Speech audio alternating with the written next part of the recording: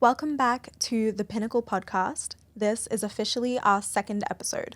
Today, we're going to be getting into a little bit more about who we are, the raw, unfiltered version, and a little bit of the story behind how and why we did what we did. So, my name's Lotus, and this is Tasha, coming back to episode 2. Yay. Very excited. So, Tasha, how's your week been? Week's been good. Very hectic at work. Mm-hmm. I just feel like this week has been a bit scattered with things to do and losing track of time. I woke up on Sunday not knowing what day it was. She's a busy girl. Yeah. We're working like 7 days. Oh my gosh. You definitely lose track of time. But I mean, I'm just happy to be here and finally, record the next podcast. How was your week? Yeah, my week has been good. It's been also crazy. So busy. So many different things to work on. I feel like if I'm not with clients, I'm like, have my head in my laptop. Mm-hmm. But, you know, this is what we're here for. This is the vision, right? Yeah. It's all part of the grind. It is. And I feel like in the next month or so, there's just going to be so much happening. It's going to be even more busy. So, especially this time of season, Christmas. It's necessary chaos. Insane.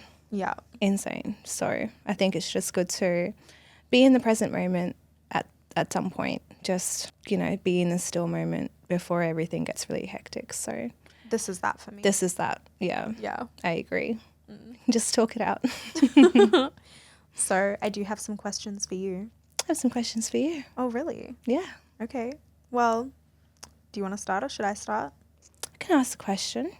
Go ahead. We're going to start by basically just doing a little bit of icebreakers, the best way to describe it.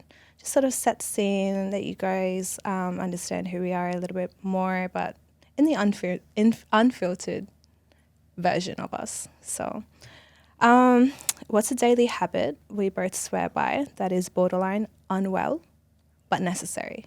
I think we both need to start sleeping more because why is it that every single night we're up to a silly hour in the night or morning with our laptops doing work? This is a bad habit. It is, but a necessary habit. Unwell but unnecessary, but necessary. Yeah. I definitely agree. I feel we've had some nights where our meetings would be booked at 1 a.m. Why do we do this? Why do we do this to ourselves? And then have to wake up the next day at 6 a.m. So crazy. But you know what? We do it for a reason and for a purpose. So, I mean, I don't mind waking up really early to do that. And I feel like it takes a certain person to do that as well. I agree. Yeah, but I feel like another thing that we do that's unwell but necessary is like the quick calls.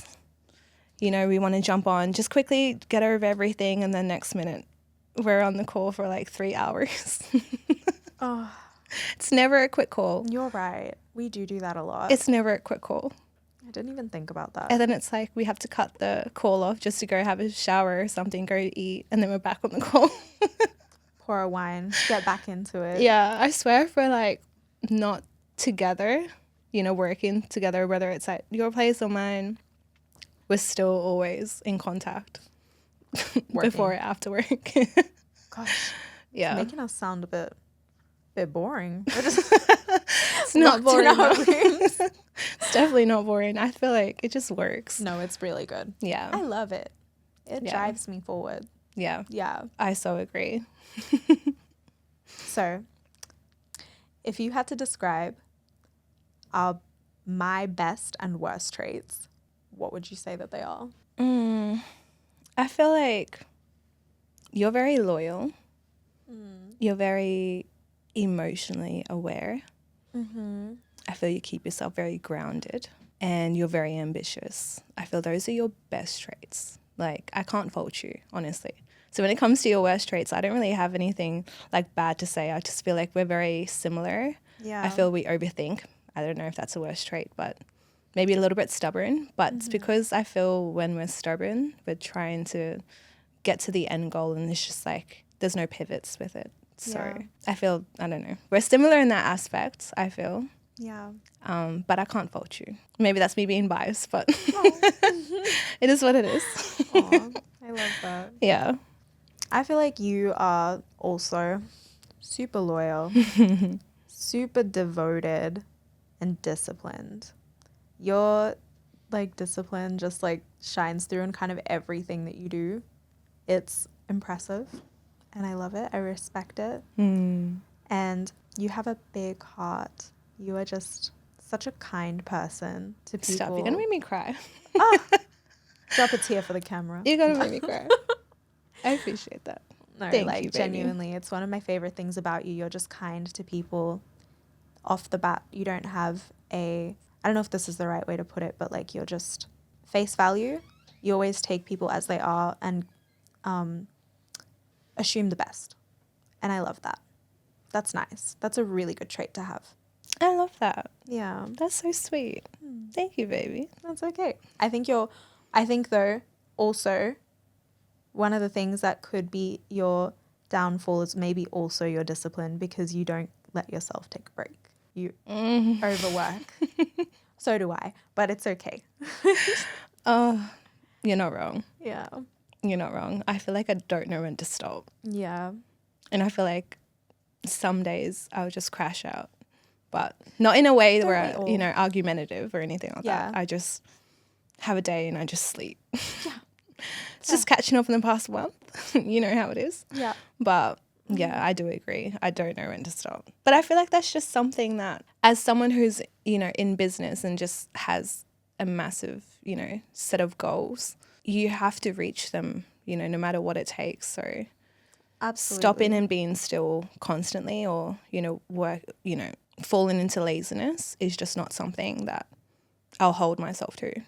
No, It's not definitely something I'll do. So It's still a good trait to have, honestly. I think it defines people who push past their limits and people who actually find what they dream of yeah, versus someone who just thinks about it.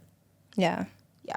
Those like moments where it feels almost impossible that you keep pushing through, that's the defining factor between someone who does well and someone who doesn't. It's not the dreams and hopes because everyone has dreams and hopes, but it's the action behind it that happens when everyone else is asleep or everyone else I is. agree. Yeah. I agree. So it's not a bad trait. It's a I just want to comfort see feeling. you rested and I want to see you like, Yeah. but me too. Yeah. We both need a vacation. We do. ASAP. ASAP Rocky.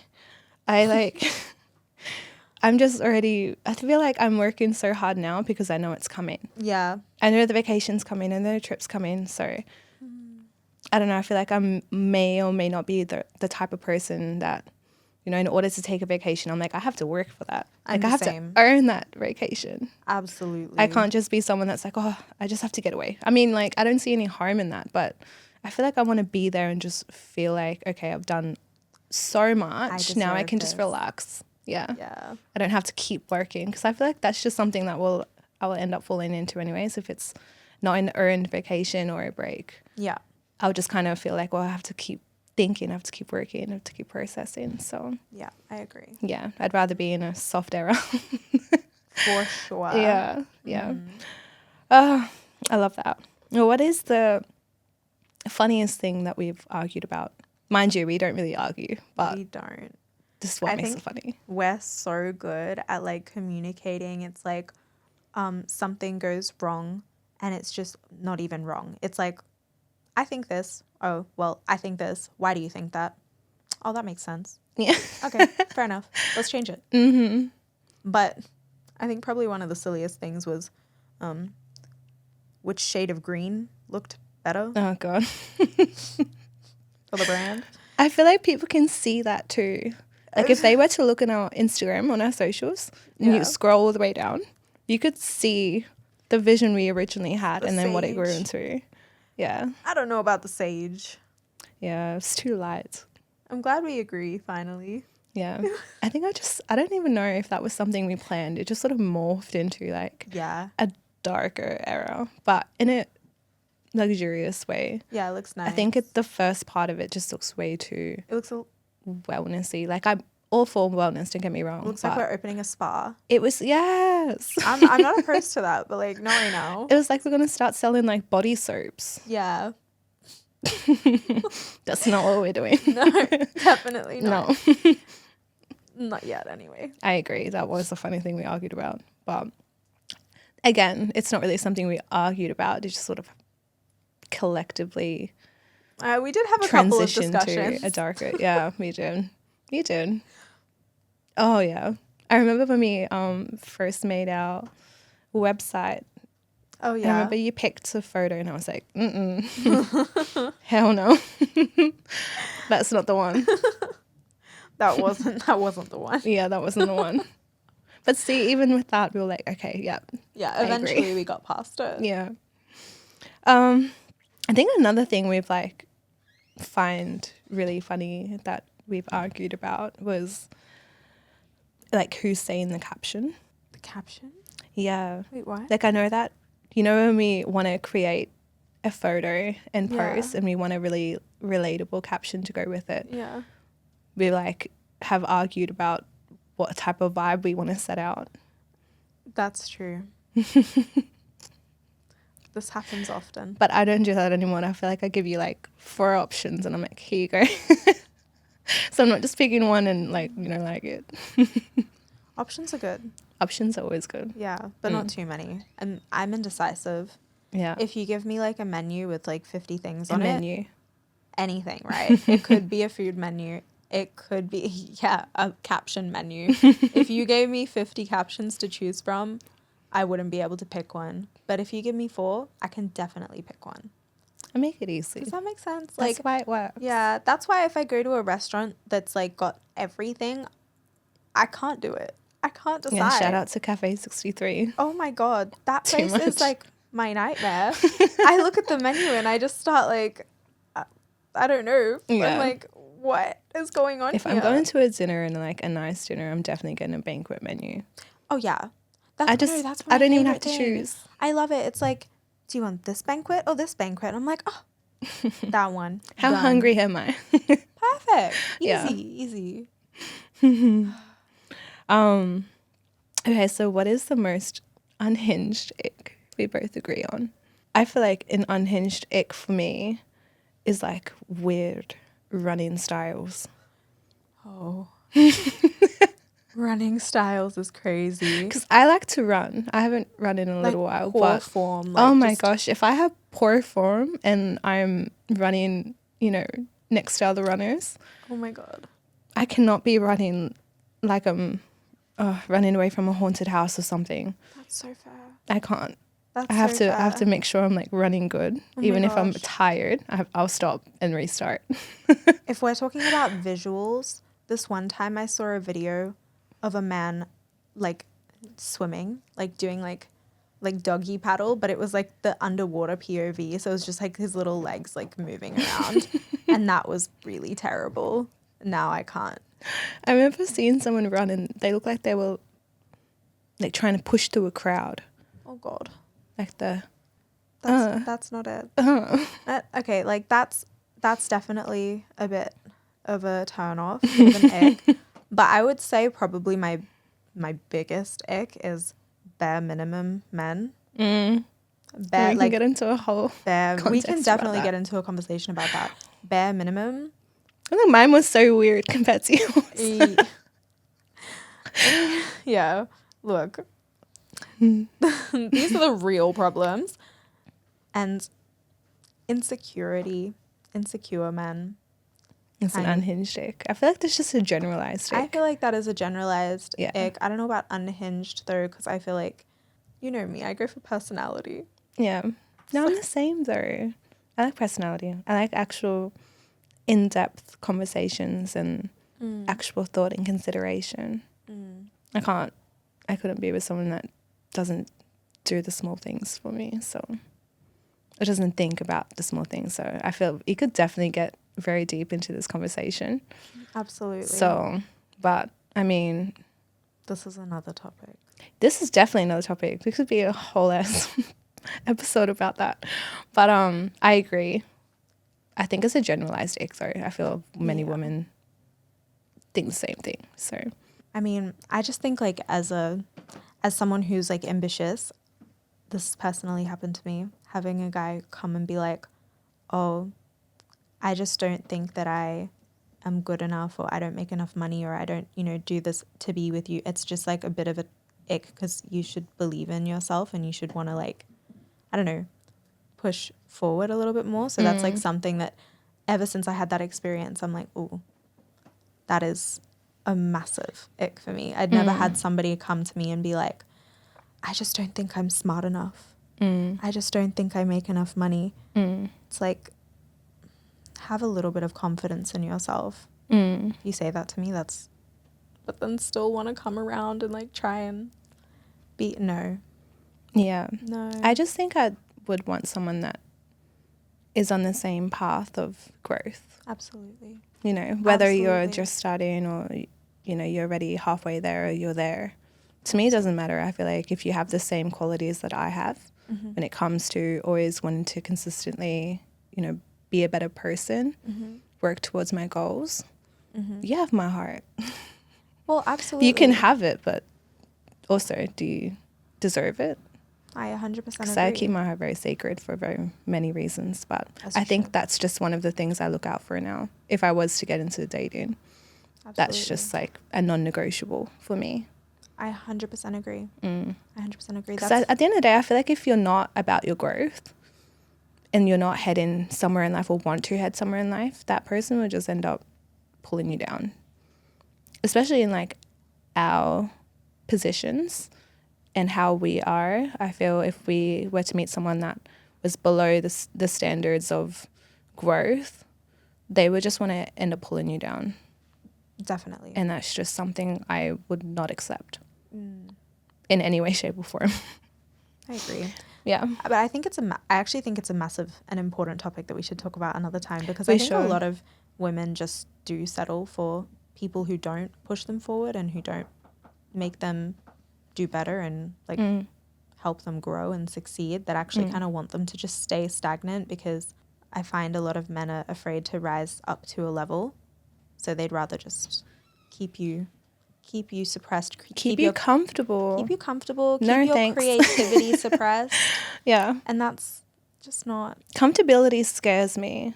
Oh, me too. I never want to be too comfortable in whatever I'm doing. I feel like I always have to have something that will scare me to, push to another level. Yeah. If I'm too comfortable, you're not growing. I'm sorry, but that's just like in anything. Yeah. If you're too comfortable in a job, too comfortable in a relationship, too comfortable at home, there's no growth. So that's how I see it. I agree. Let's get into some individual stories now. Okay. Oh, so, what were you like growing up, and what shaped your mindset early on?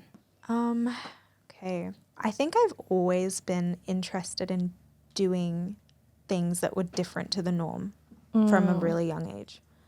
I mean, there was a time where I had my like academic dream, but that was a brief little fleeting moment.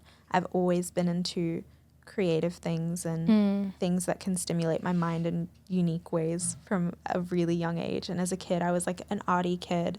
I did like painting and like realistic charcoal art. I did pottery. I did photography. I did music. I learnt to play the guitar at like 3 years old.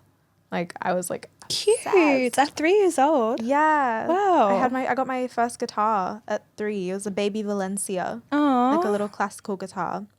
And then as I went like into school, I did like guitar lessons, and I did like classical guitar and would play like duets and stuff. That stopped a long time ago. I haven't taken these nails off in 8 years. So we don't do that anymore. I still have my guitar though. It's very cute.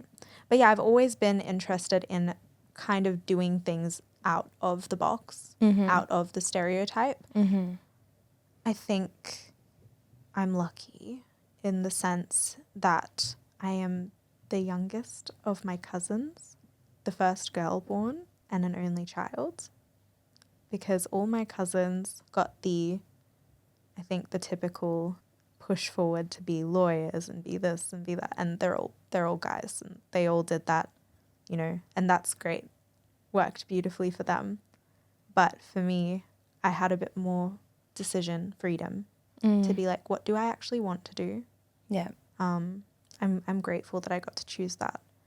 I think a lot of what shaped me growing up was more focusing on what I didn't want to become rather than what I knew I wanted to become. Yeah, I know exactly what you mean. Yeah, I think if you see a positive role model around you, you're focused on how can I implement this positive action and behavior into my life? How can I grow with this? How can I turn this into my own thing? And, you know, as you do when you're inspired by someone. But when you see somebody who does things that bring fear and bring distractions and don't motivate you, you just wonder, how can I not become that person? What things do I have to do to avoid picking up those habits later in life? Breaking cycles. Yeah. And I think that pushed me more than anything. I agree. So, and I think it did a great job. It did. Yeah. Look at you now. Look at me now. Chief Alpha Queen. What about you? I want to know about you when you were younger. What shaped you? I feel like I'm the oldest of three. I feel growing up, and I feel a lot of people who, you know, are the oldest sibling understand this, that with that role comes a lot of responsibility. And so growing up, I was, you know, the first to experience school for my parents, and the first to graduate, the first to play sports, the first to do this and that, you know, and it came with a lot of responsibility. It came with shaping my mindset to be independent, to always strive for more, to be a role model for my younger sisters. So I feel that just the way that was for me shaped me to become the person that I am today. You know, and being in school, I loved it. I feel like I was a bit of an overachiever. I can see that. Yeah. It's kind of cringy to say, but I was the type of person that sat in the computer rooms while everyone else was, you know, on break, playing on the oval or, you know, eating their food.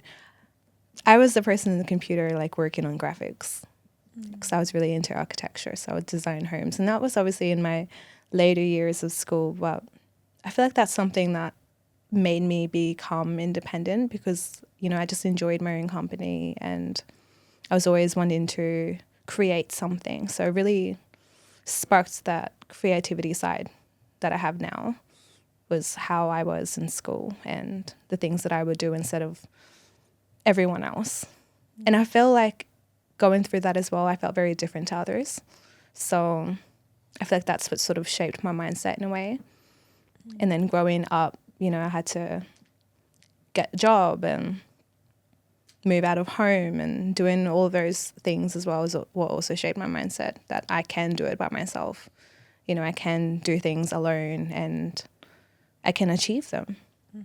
I don't necessarily need someone to rely on heavily because, you know, since I was young, I've been doing things myself and I had to be a role model for others. So yeah, I think that's what really shaped me. Your independence. I'm grateful. That's amazing. Yeah. Yeah, that's I love that. How did your upbringing influence your drive, ambition, or softness? I think a lot of that is going to come back to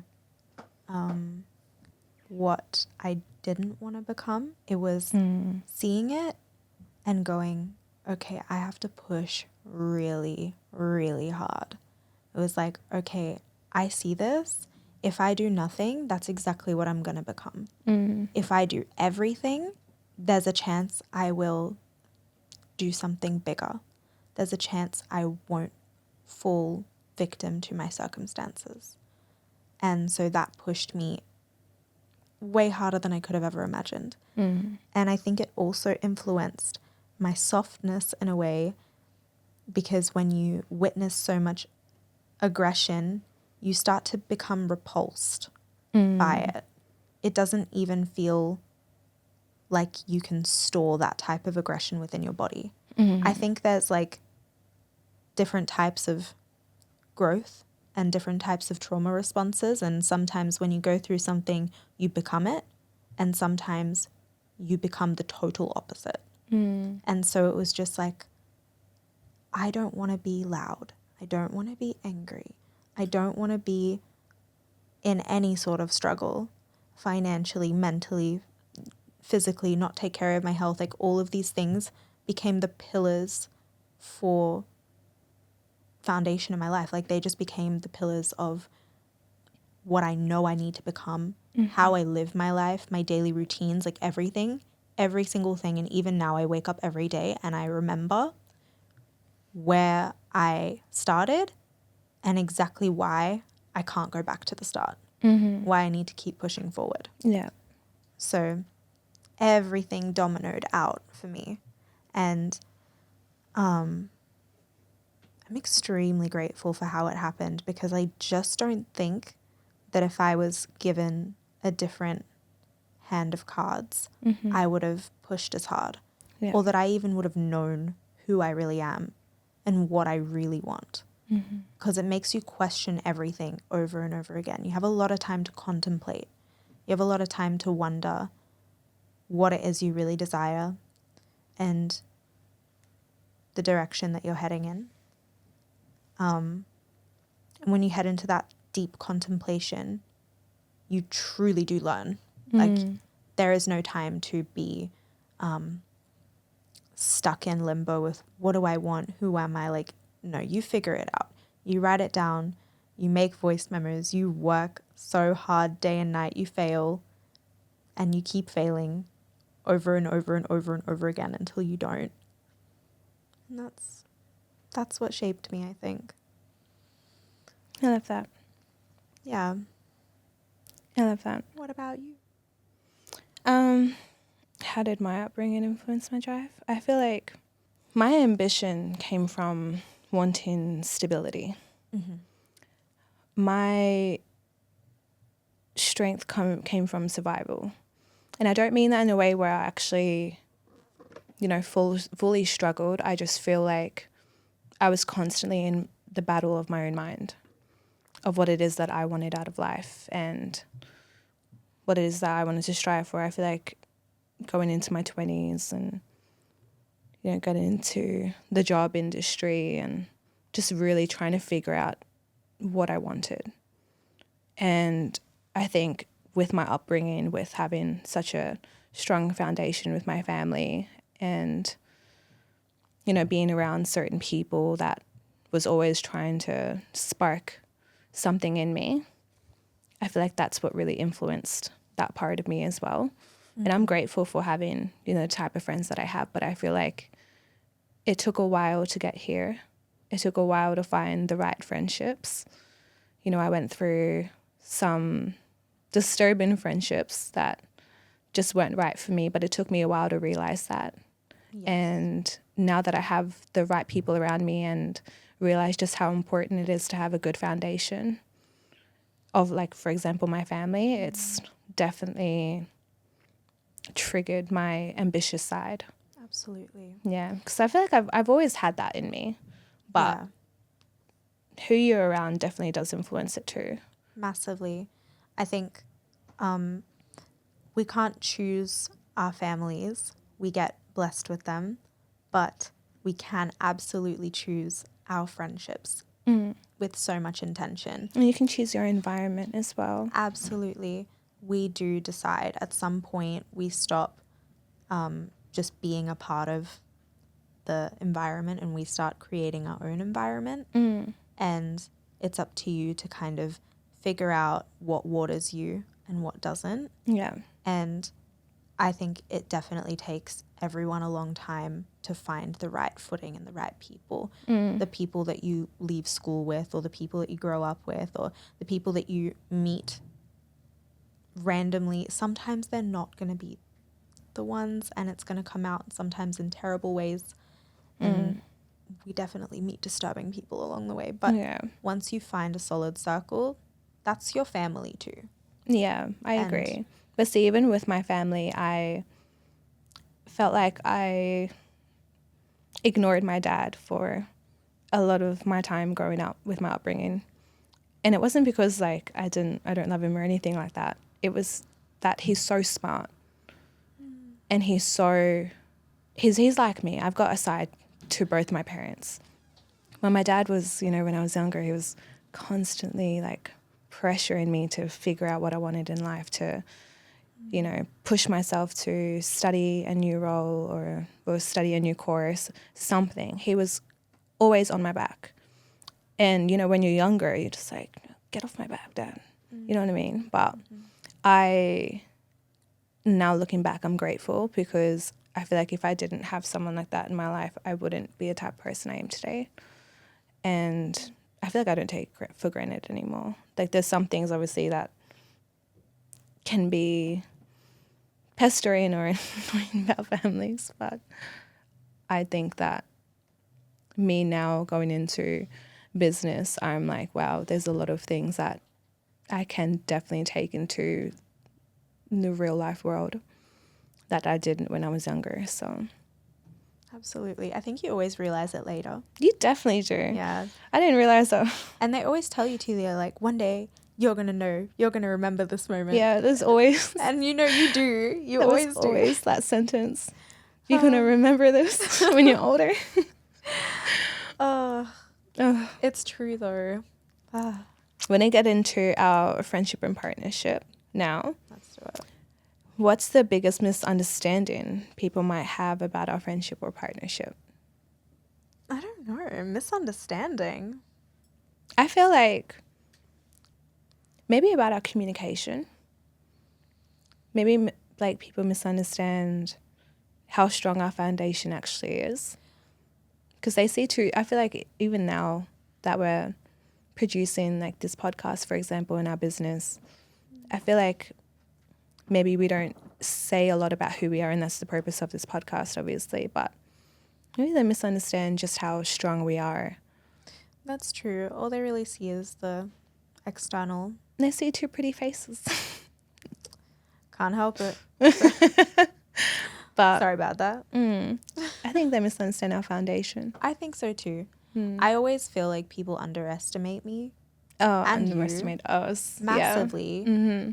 Because they don't expect us to be very smart or aware, knowledgeable, I don't know, have a strong foundation, understand ourselves, understand each other.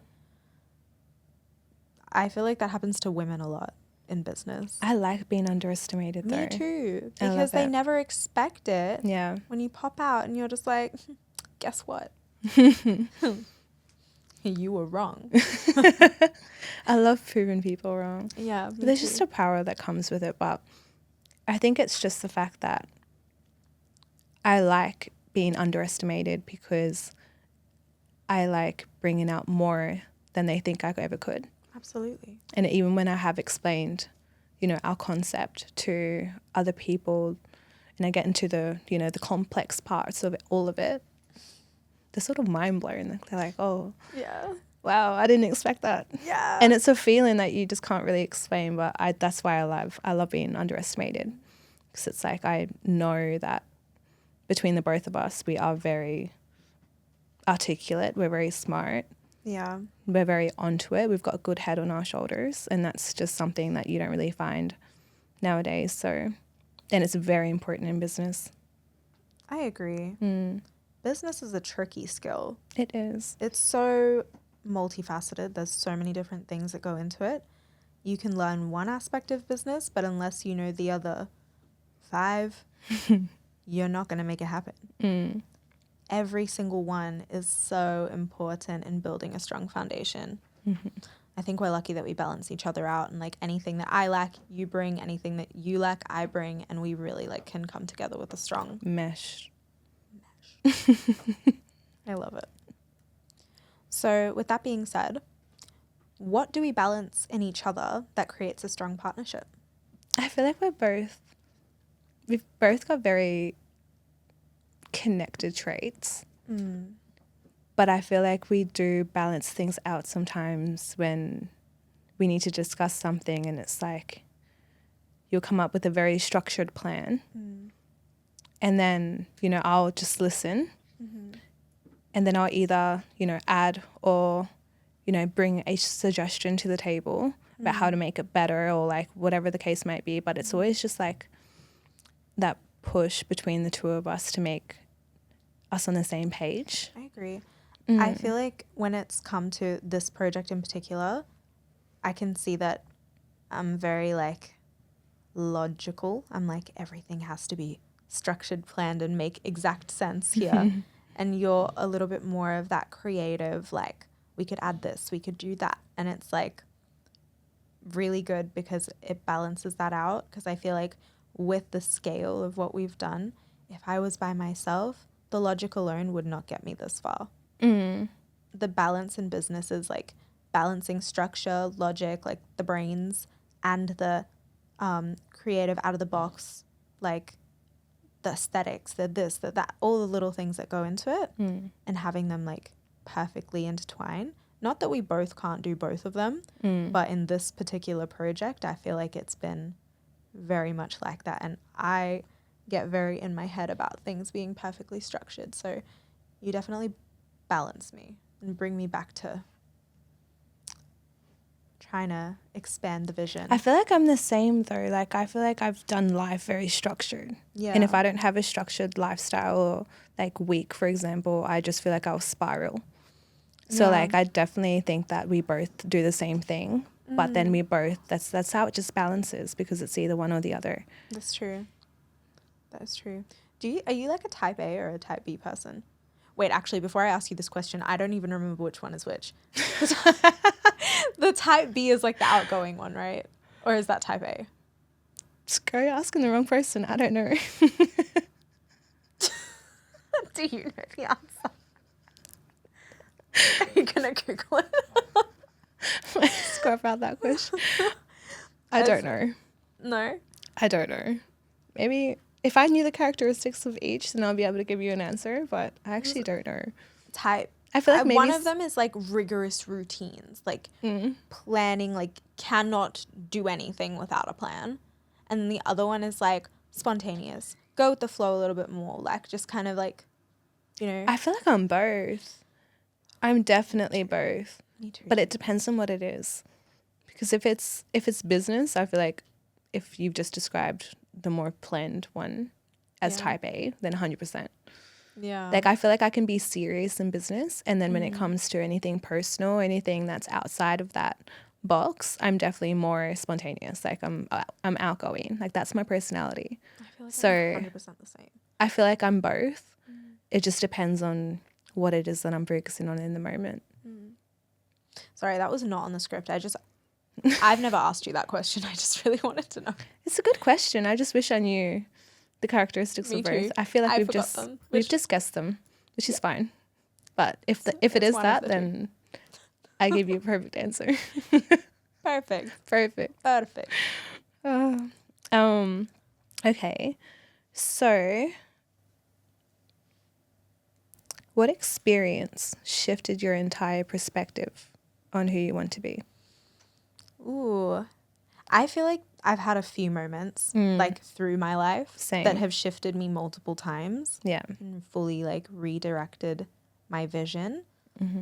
I think not entirely, like I haven't done like multiple 180s, but has kind of like turned my head like, this is where you should be working. This is what you should be focusing on. And maybe you want this more than you wanted that. But cliche to say, but probably the last one that really kicked me into drive was my breakup with my ex-boyfriend last year. It was like a moment that I just realized I wanted to change everything. I wanted to build something that I wouldn't have been able to imagine building, and I wanted to just do something different. And it was like, it didn't start with that. It just started with I need to clean everything out. I need to throw away half of my clothes. I need to go through all of my things. I need to change my hairstyle. I need to start doing my makeup different. I'm going to start wearing different clothes. I like really, refined every aspect of who I was from that like moment onwards. Actually, from that moment onwards, I traveled more. I made a vow to myself, I'm going to start traveling, because I wasn't really able to travel much during that relationship because I was always going to another city anyway, spending all of my money on the flights there. So I was like, I'm going to spend money going overseas. I want to travel. Why not? It was like that kick into drive. And then I traveled and I had amazing experiences. And then I was like, yep, come back, change everything, refine every part of me. And then it just almost was the change in my brain chemistry of like, now that I've done these things, I don't feel like the type of person I was before. I actually feel like I already am a different person. So what characteristics would this new person do? Like, she feels like a businesswoman. It kicked me into drive. I started reading a lot of books that I wanted to read, like getting into mindset shifts, listening to podcasts. I don't know, just kicked me off in the right direction. Everything's dominoed out from that, from that last trajectory shifting moment. Yeah. I feel like with me, I have a lot of experiences just like yourself. And I could definitely relate this question to my last relationship for sure. But I think that the biggest thing that, you know, I got out of that experience that shifted my perspective was choosing peace. Yeah. I think that there was a lot of times in my life that, you know, inevitable things happened to me for whatever reason. I still, you know, whenever I think about it, I don't necessarily like talking about it type of situation. But I think every time one of those situations happened, it always came back to choosing peace. Yeah. And choosing me. And choosing how I can, you know, go back into my comfortable state of mind and being around people that I love, and just always trying to, I guess, bring out the better version of me, bring my spark back. And I feel like doing all those things meant that I had to choose peace. That's beautiful. Yeah. That's really nice. I think that when I say choosing peace, I think, you know, there was chaotic versions of me that preferred doing things a certain way. So whether that might have been, you know, partying or going out or, you know, doing things for other people and, you know, wasting my time on stupid things. Choosing peace for me was doing the opposite. Yeah. So focusing on what made me happy, being back in my own company, going on runs and going to the gym by myself, listening to podcasts by myself, doing all the things that just made me feel very whole. And I feel the experiences that I went through were the opposite to that. And so each and every single time I chose peace. I love that. I think it's very important, because if you don't choose peace and you don't choose yourself, you will constantly be in a battle with yourself because you're not in a state of being happy fully. I agree. And now I feel like I'm so aware of where I am and where I'm headed that choosing peace is a non-negotiable for me. If it disturbs my peace, I'm not with it. Yeah. If you are wasting my time, I'm not with it. Everything to me is value. And peace, time, energy, it's a non-negotiable. You cannot stand around me. You cannot enter my life if you're not bringing that value into my life. 100%. Yeah. Yeah, I'm the same. Very, very, very selective now. It doesn't even cross my mind to allow someone into my life who might disturb that balance I have. But see, if it wasn't for those experiences that went through, would have never had this mindset. No, definitely or this not. perspective shift. Yeah. I think everything, there's always a silver lining in everything. And this for me was agree. that life lesson.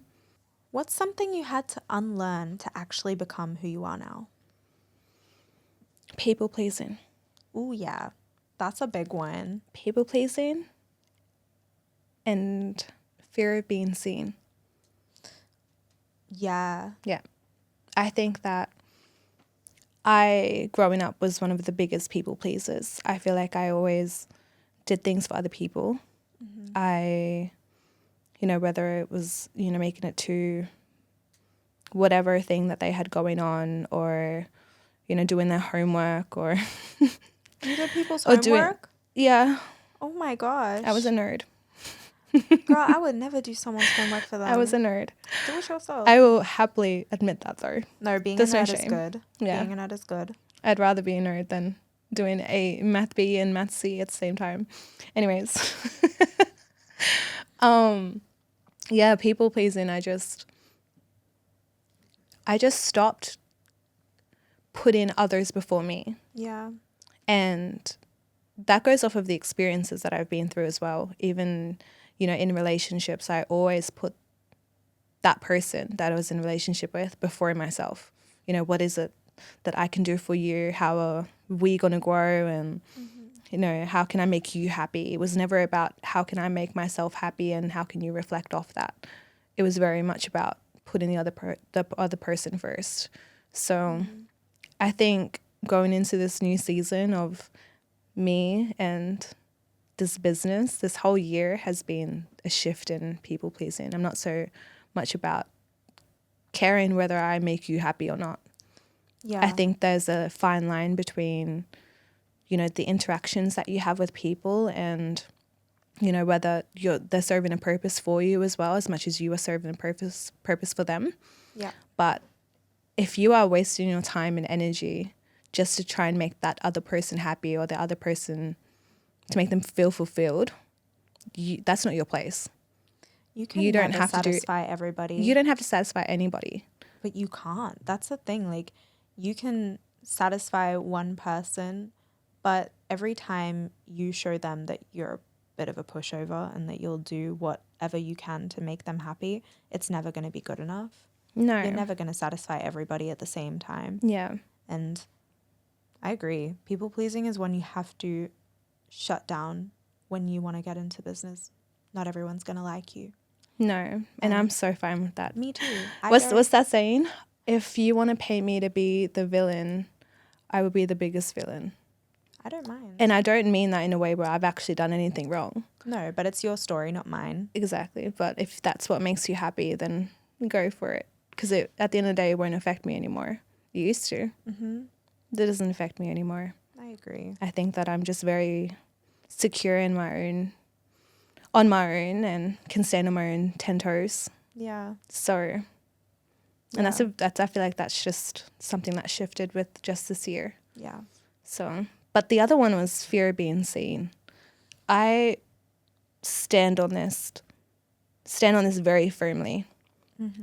I don't think that I had to unlearn that just judging by everybody else. I feel like I used to be so scared of other people's judgment, of how anyone else might have, painted a picture about me and whether I actually liked that picture or, can I, create the canvas myself. And I feel stepping into this new business and, this new era between the both of us, that fear of being seen is gone. I've unlearned that. Like, I really am just here for me. I'm here for creating a community, and I stand by everything I say. Yeah. I stand for who I am. You have to. Yeah. Obviously, people can, change their perspective later on, but you have to stand on what you believe in that moment. Yeah. And you can't control other people's perspective. No. So fear of being seen is something that I think also for this particular thing just has to go. We're going to be seen. Yeah. It's just, it is what it is, really. I just feel like if someone's stuck in that fear, they won't ever be fully comfortable with themselves. Because it's like, you may, but I feel if you're so stuck on, how someone else might interpret you or judge you. That just turns into overthinking. It does. you can't, you're trying to control something that's completely out of your control. Like, I don't know what I look like through your eyes. I don't know what you're hearing and how you're taking what I'm saying. Everything is interpretation. Everything is perspective. Nothing is 100% factual or 100% correct. Like, you take everything as it is, as we are, and everyone's going to think something different about you. So that's okay. Yeah. That's okay. I'm fine with that. I'm not everyone's cup of tea. That's fine. What did Amaya say? If I'm not your cup of tea, don't drink it. Ooh, I like it. Don't drink it. Okay. So we go into business experience. What was your first real introduction to the real world of work or business? Ooh.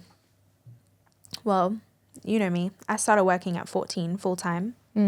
So my first introduction to real world and business, not that I would say that was like as intense or as, you know, educational from that point on, but I fully went into like full-time work, 5 days a week, 6 days a week, you know, crazy hours, and paying rent from 15, paying bills, learning about money very young. So my first introduction was probably that, I would say. And that took up 5.5 years of my life working there and doing all the different aspects.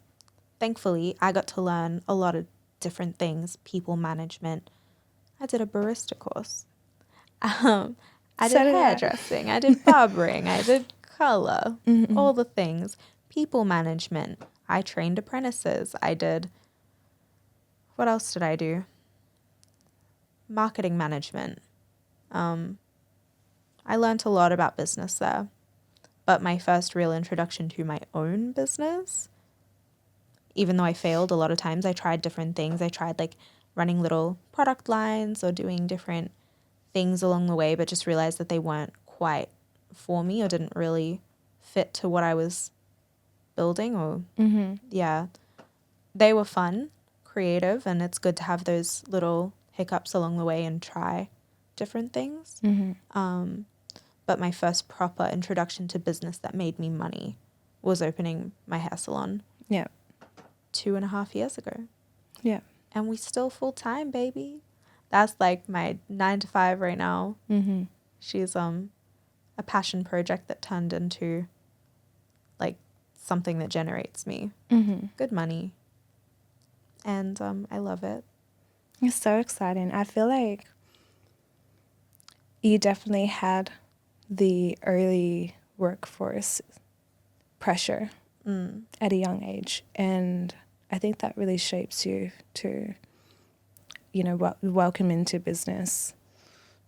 Like you have that experience already working for yourself, by yourself. Yeah. But just the fact that you started so early as well. Like you met people in business, you worked for bosses. So it's like, that for me is how I basically started my experience. It's not necessarily the same as you. This is my first business here, the Pinnacle Planner, Pinnacle Podcast. So this is new for me, but I feel with my experiences, they have collectively made me ready and prepared for this moment. So you definitely have a handle on it. You know what you're doing. I feel like I've just worked in very high pressure environments. Yeah. Like I've, you know, done a lot of different roles. You have the discipline that you need for business. I think like after doing business myself, the top skills that you need, you embody them. You do have them. Thanks, God. One, discipline. Absolutely discipline. And you know what you're doing with discipline. You did comp prep. You know how this shit goes. It's hard. It doesn't always feel good. And you have to do it even when you don't want to. Yeah. And you embody that trait. Sometimes to your detriment, but you're amazing at it. Thanks, girl. So that's number one. Yeah. And absorbing information, learning things, and not being too like set in anything because everything always changes. Being open to like learning new skills all the time and like hearing new opinions and actually taking it on board. Some people are too stubborn and are not willing to learn and listen. And I think you like to, the same as I like to, always put yourself in a room with people who are smarter than you and absorb. Be a sponge. I think if you're the smartest person in the room, you're in the wrong room. So you do that as well. And I think those are the most important things. Being able to build a network and grow your mindset without having any ego involved and already knowing, or, you know, you can always learn more. And your discipline.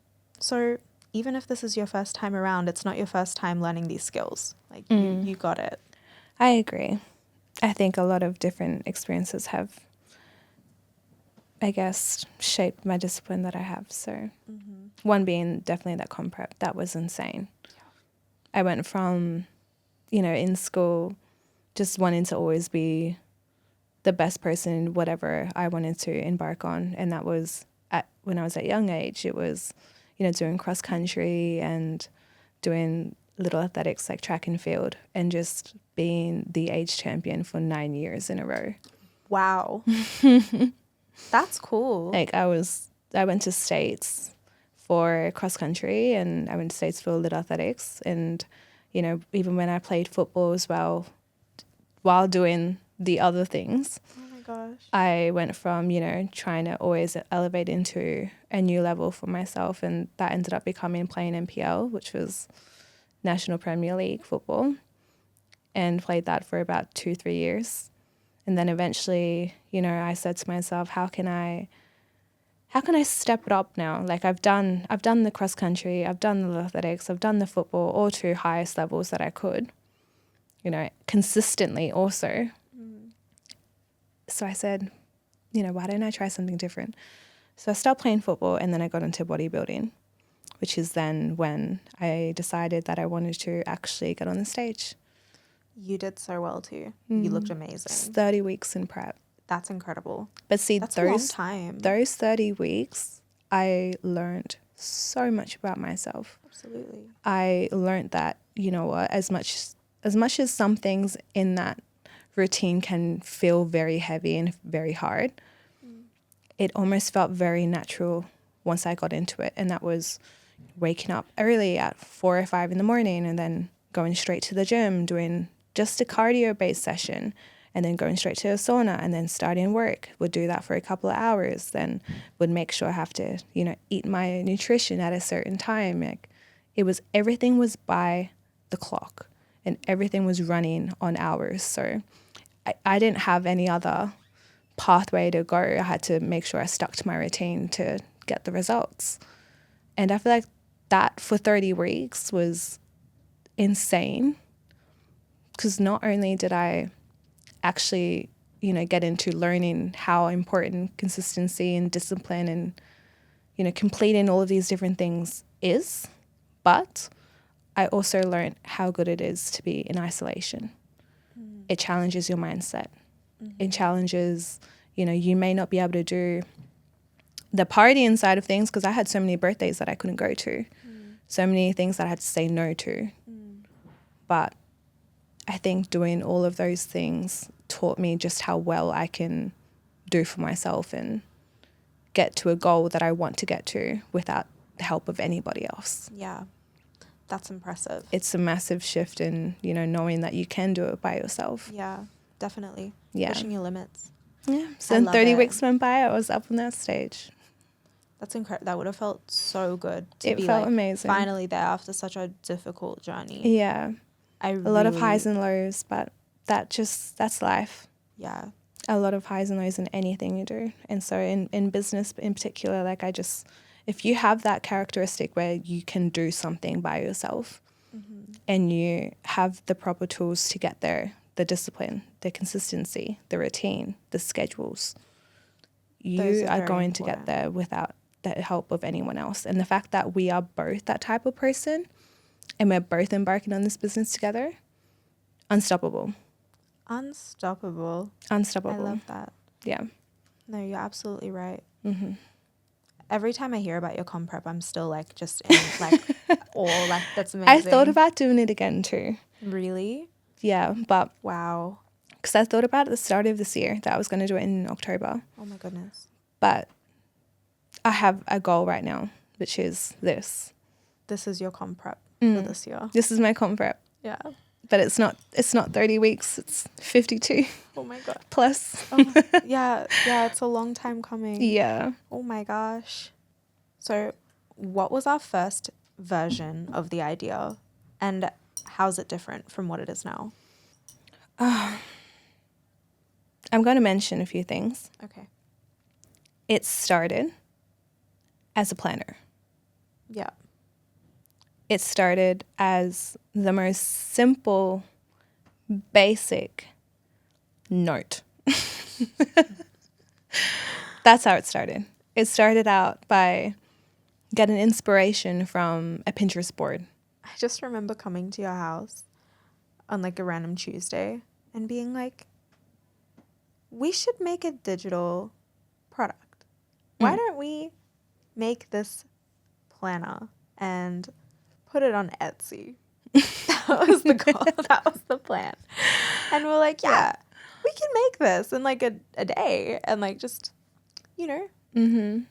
I think it just changed when we actually started making it and we're like, wouldn't it be cool if we put this in? And what if we put this bit of information? And what if we did this? And it was like, oh, this is way too big for Etsy. I don't even think we can I don't think we can do that anymore. It was an idea at first, and at first it was the planner. Yeah. But it was something that we just wanted to sell as a digital product. Yeah. But then from there, we just spoke about it. And by day 3, we had written out the basics of the planner. Oh, the basics? It was like The basis. basis. Yeah. Yeah. It was big. It was big. Yeah. But every from that, single day that we spoke about it, something new arose about how we could make it better. I think because we saw ourselves in what we were building immediately. Like, I think because we're so ambitious, we struggle to build something with no substance. It was immediately like, I would want to use this. What would make this better if it was in my life? Like, how could I have used this, or how could I still use this to make my life better? And all the things that we had spoken about before, just things that we realized that brought us together, things that we aligned with in life, were just like, why don't we talk about this? Why don't we add this? And I think that's really amazing because it's such a strong foundation that we would actually use and actually benefit from. yeah. So it I think started with- as, Yeah. I think with ours, we didn't necessarily want to create something basic. Like No, that not at wasn't all. never the plan. And so no. the reason why it evolved so massively and so quickly was because when we started, writing out the basis of everything, we realized just how effective it could be for other people. Yeah. We wanted to make it accessible. But as we went into, the fine prints and the fine details of everything, we realized how in-depth it is Yeah. and how much it reflects who we are. Yeah. And so that's how it started, really. And then as it developed over time, we realized how difficult it was to, just make it a product, especially with everything else that we wanted to, connect it to, really. Yeah. We realized just how big it could be. But to make it what it is now, it couldn't just stay as a simple planner. Yeah. I agree. Yeah. So I think it's really just something that we should be grateful for. But I think it's just a reflection of how we are too. I'm grateful. Nothing was ever simple with us. No.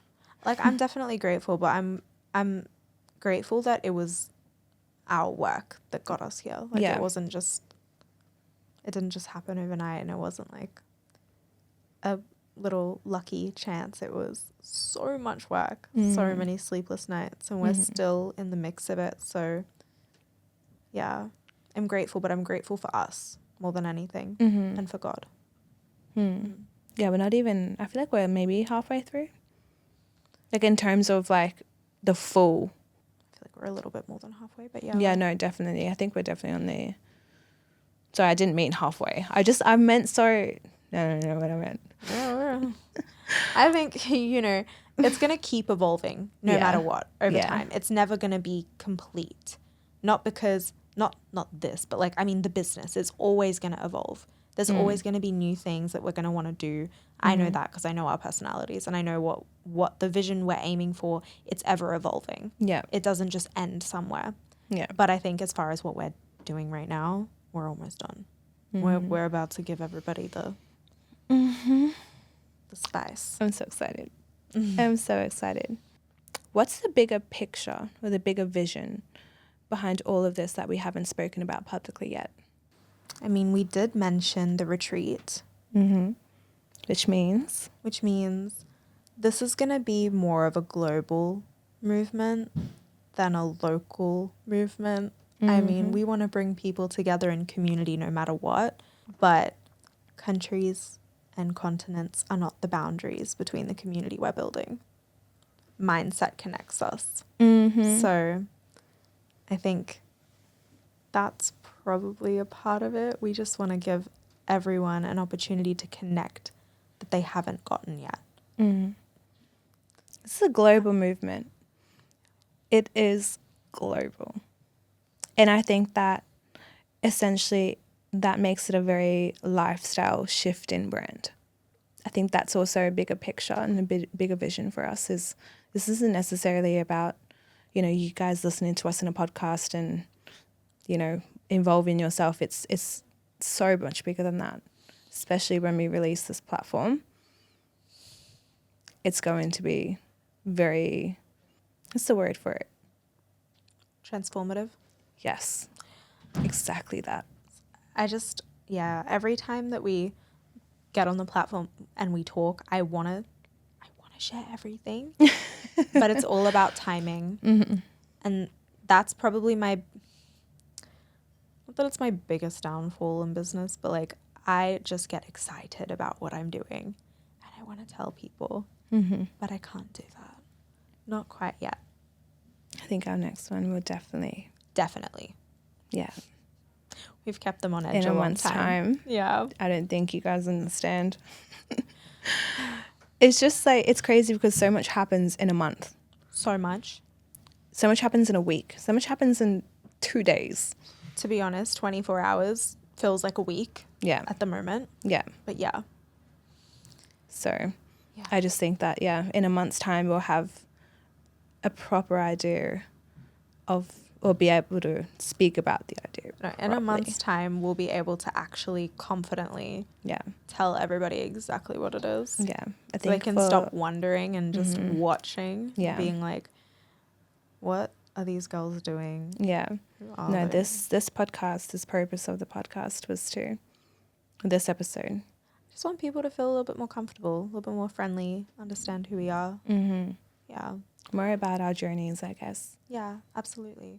I think a journey sets up for the strongest foundation, understanding of like who it is that you're going to be supporting and watching. And what's one piece of advice you'd leave your listeners with today?